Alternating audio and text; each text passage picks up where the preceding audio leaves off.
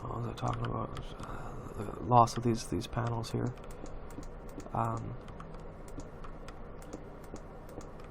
Anyway, oh yeah, sharing is more important than knowing, because it's like the whole world. I wonder if that's the basic principle of existence, is the ability to share. Not as like a social construct, but I mean just generally to transform to one state to another. You know, is that the most basic form of sharing? You know, be able to literally to transit through time. You know, that's sharing a moment, I guess you could say. You know, with whatever it is around. It's like, I think with humans though too. It's, you know, as people, it's really important to share. Not everything, I should say, to make yourself vulnerable, but to not just be a taker. You know, because it's like, well, if everyone did that, it wouldn't really exist. And also, like, I think you miss out, because you don't challenge yourself, first off, and second, you don't meet people who also share, which is basically the magnet of a lot of things in life, is the ability to share. I'm trying to say, like, I'm really tired as well, but like, the more you give into something, you know, the effort you put into it, the more you get back. Also, people are more trustworthy of people who share, are willing to actually give a shit about someone else, and their well-being, and they'll give a shit about your well-being, part of how you share dignity. We don't give a shit about someone's well-being, only your own. They're less likely to give a shit about your being, and also no one cares about another. It's like poverty happens, there's less trade as well, and then, you know, a lot of time crime isn't a solution of choice, but an act of desperation, or a very desperate solution to a problem that's too complicated. People die of depression. I think Jordan Peterson said this. It was like, people don't die of depression or whatever, they die of overcomplication. I think it's very true, because life gets really complicated really fast, and people get upset. They don't know how to navigate life. I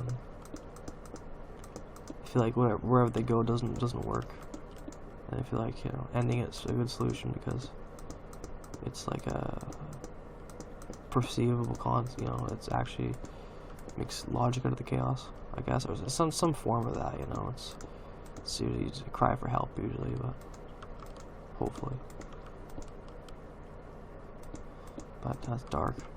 Anyway, yeah, sharing's really good, because it makes the world go round, pretty much. Without it, the world wouldn't work, basically. So and it's more important than knowing something, because if it's not shared, it didn't really exist, pretty much. Something wasn't shared, did you even know it, you know? I know you say yes, but it had to be shared with your system and eyes and stuff. It's very basic forms of sharing.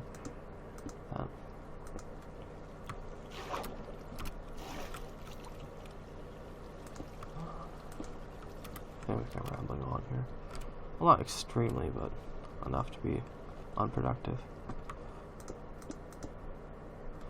Yeah. It's weird, the definition of sharing isn't just with people, it's with the transfer of existence, I guess you could say. So yeah. And also sharing's pretty dope for humans, because we get to do all the cool stuff. We're basically optimized to share. A lot of women, for example, are kind of stereotyped. They share with the kids, whatever. The man makes all the money and the woman distributes it. That's not an inaccurate statement, but it's kind of I think oversimplification. Because it makes sense. You know, the men can't get pregnant, so they get take more of the risks, and you get more competitive. So that tribe wins, I guess, versus the women who who take risks. And having children was a big deal back in the day. It was hard. It was like your success. The more kids you had, the better you're off, usually, because there's no pension. Your kids would have to take care of you. And like, yeah, and like, so the man does all the dangerous stuff, and like the, you know, because the man's expendable. You don't need like 100 men for every 100 women. You need like maybe like 20, you know, to have somewhat. You go raid other people, like rape and pillage, take all the women, and kill the men. And that keeps the you know, functionally speaking, if things are bad, that keeps the genetic population roughly in check, and you know, and that's why polygamy was such a thing back in the day, because it just worked. It was like when people were in monkey mode, that's what we were reduced to, because it's an effective strategy. Once people start sharing, also, people have something to live for, you know.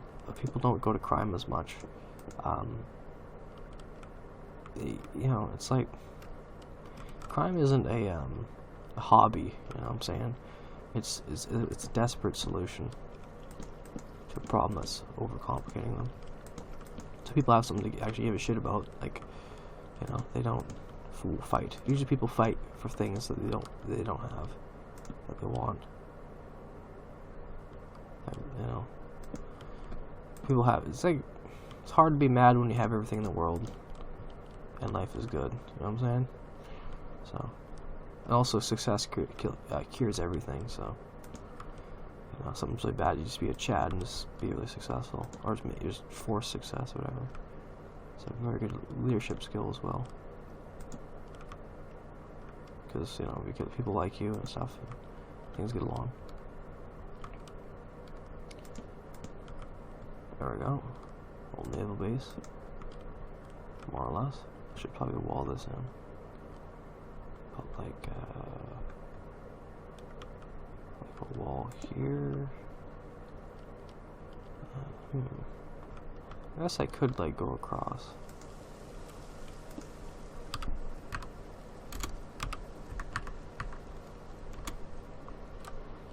Yeah, I guess that would make sense. Yeah. Yeah, there's a lot of stuff you can do in life. I've just kind of been rambling on and on, I think, a little bit. I do that, yeah, that'd be kind of cool. Yeah, just my thoughts anyway on why you should do things and care about yourself, not be a cynic, and don't be a victim, because you can have a lot of power if you know, to be worthy of your dreams, because everyone has them, you know. But you gotta do it yourself, though. You gotta be Thanos, I guess. You can't, you know, expect everyone else to do you know, what you want to do.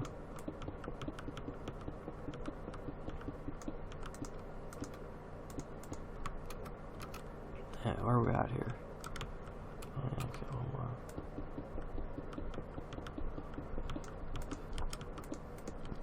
That's quite nice. Kind of worried about talking too much, but I'm also gonna run out of energy and ideas. Yeah, I couldn't sleep again. Just it is what it is.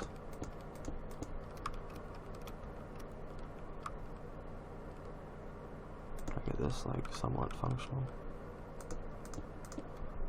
Yeah. There we go. Now we're getting.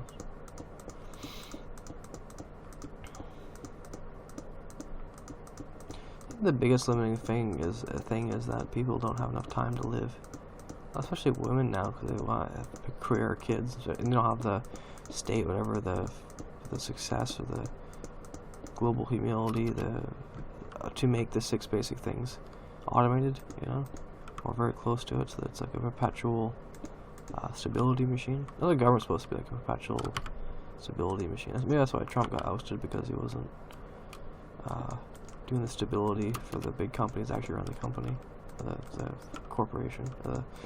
I guess the country is kind of a big corporation, I guess. America is pretty much the world trade status quo. You know, the trade route status quo. The most valuable thing that went across the shipping to World War II was the trade routes from the British to the Americans to help. Basically gave the trade empire to America, and America was, okay, I'll help you out now. World War II has oversimplification, but that's relatively the gist.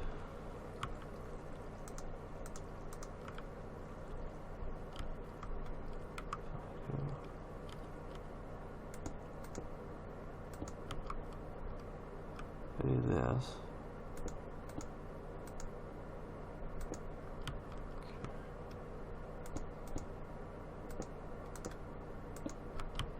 Yeah,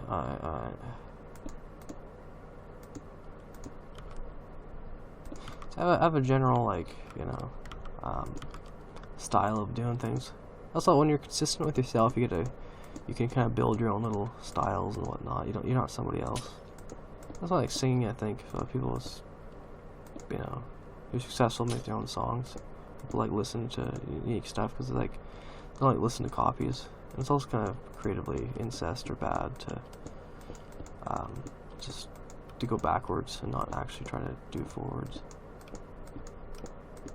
But it is nice to be a master. See these African dance tribe thing. I remember watching way back in the day. It was like this people. I thought it was a neat little story. It was like these people were trying to dance in Africa, and young people are getting taught by the old people, and they want to, like, there's a rule where you can't make your own dance until you understand the old dances. Also, it works to, like, preserve history, but also so you understand the values and the principles and the skills that went into the old dances. But then once you master those, you can make your own dance. That was very subtle, but also very genius. You have to appreciate the old things before you should start making your new things.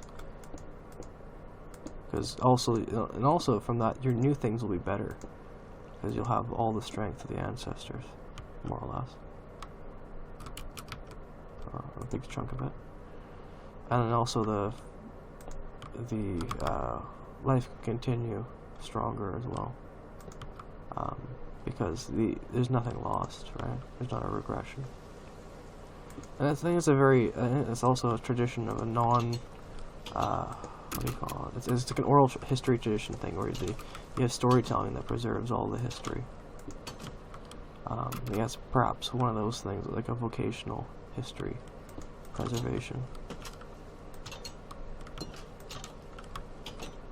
to a large degree. But I think there's also a moral lesson to that too. You should appreciate the things that came before you sweep them under the rug. Like with music, I think people aren't learning how to sing, so they're just kind of doing whatever. People usually pick what was easiest as well. You know, these producers just don't want to sing, so they just hire people who could. But it didn't always work out very good. But now I think it's better, especially in Canada. If you make a song, you own it pretty much, unless you sign the rights away. But